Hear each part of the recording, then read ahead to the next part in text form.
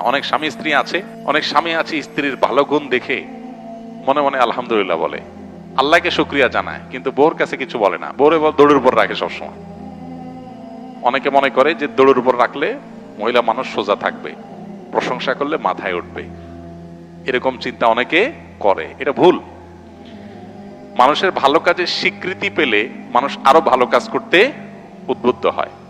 আর আল্লাহ তাআলা সেটাই নির্দেশ আমাদেরকে করেছেন। নবী সাল্লাল্লাহু আলাইহি ওয়াসাল্লাম বলেছেন, মাল্লাম ইয়াশকুরিন নাস লাম ইয়াশকুরিল্লাহ। যে ব্যক্তি মানুষের ভালো কিছু দেখার পর তার শুকরিয়া জানায় না, মানুষকে যে শুকরিয়া জানায় না, সে আল্লাহকে আলহামদুলিল্লাহ বললেও সেটা শুকরিয়া হয় না। এই জন্য শুধু আল্লাহকে আলহামদুলিল্লাহ বললে হবে না, মানুষকেও স্বীকৃতি দিতে হবে। এটা স্ত্রীর বেলায় প্রযোজ্য, স্বামীর বেলায় প্রযোজ্য। অনেক মহিলা আছে অন্যান্য মহিলাদের সাথে গল্প বলার সময় নিজের স্বামীর অনেক তারিফ করে, যে ভাই আফা বা ভাবি, আমার বাচ্চার বাবার মতো ভালো মানুষ হয় না। আর আমি মুখ দিয়ে বলার আগে সব হাজির করে, বাইরে আরেকজনের কাছে চাপাবাজি করতে বেশ ভালোই লাগে, কিন্তু স্বামীরে সবসময় দৌড়ের উপর রাখবে, তার সামনে তার কোনো স্বীকৃতি দিবে না। এটা এই রোগ আছে অনেক মহিলার মধ্যে। একই কথা পুরুষের মধ্যেও, বাইরে যায় বউ রান্নার তারিফ করবে, চাপা পিটাবে, গলাবাজি করবে, তো বাসায় বউকে একটা বার সত্যটা স্বীকার করবে না যে আলহামদুলিল্লাহ রান্নাটা ভালো হয়েছে, বরং যতই ভালো হোক একটা দোষ বাইর করবে যে চাপে রাখি। এই পলিসিটা ভুল পলিসি এবং শয়তানি পলিসি। আর মুমিনের পলিসি হলো ভালো কোনো কিছু দেখেছে সাথে সাথে সে শুকরিয়া জানাবে।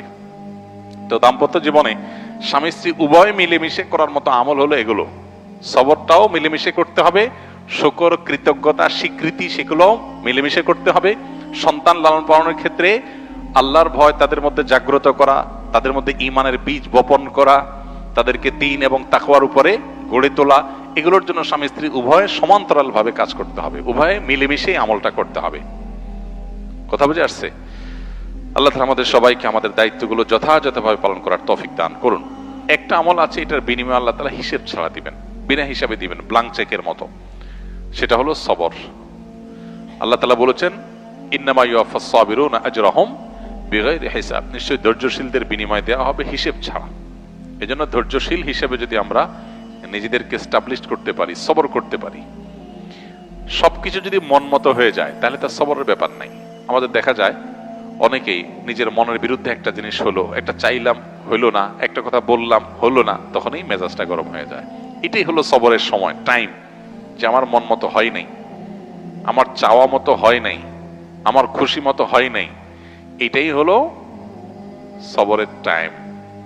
ইটস টাইম ফর সবর। অতএব এই টাইমে কি করতে হবে? ধৈর্যের চেষ্টা করতে হবে। অনেক সময় অনেক মানুষ আছে দেখবেন খুব ভালো মানুষ, কিন্তু যখনই তার মনের বিরুদ্ধে কিছু হয়, চাওয়ার বিরুদ্ধে কিছু হয়, তার কথা বিরুদ্ধে